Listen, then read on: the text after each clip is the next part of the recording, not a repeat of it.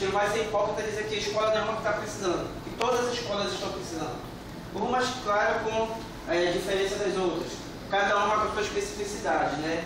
Então a minha angústia foi essa, que antes do final de dezembro já está 100%. Tem alguns cadastros que a gente não tinha e-mail do professor e senha, nós tivemos que criar, não foi, Damara?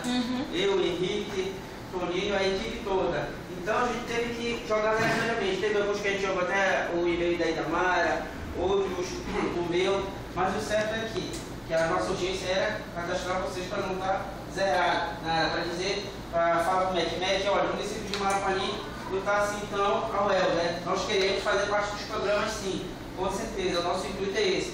Então algum de vocês foi criado e-mail, depois me procurem ali que eu tenho a senha de vocês, né? Depois eu vou repassar para vocês, vocês vão lá, podem alterar a senha, é pessoal de vocês, até porque essa senha é de fundamental importância.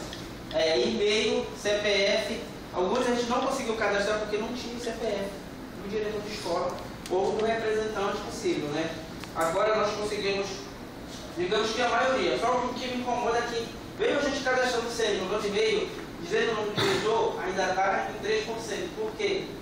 Porque falta dados da escola. Ainda mais não vai poder dizer o que está faltando na escola do professor lá. O professor não vai poder dizer o que está faltando na escola dela. Só quem vai estar podendo repassar isso para nós e para o MEC são vocês, que presenciam, que vivenciam, sabe, das dificuldades, né, e das especificidades de vocês.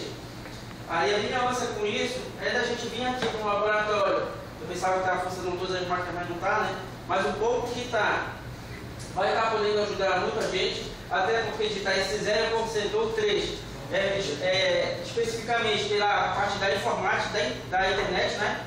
Que a gente sabe que para a região norte já é ruim a internet. Lá em Belém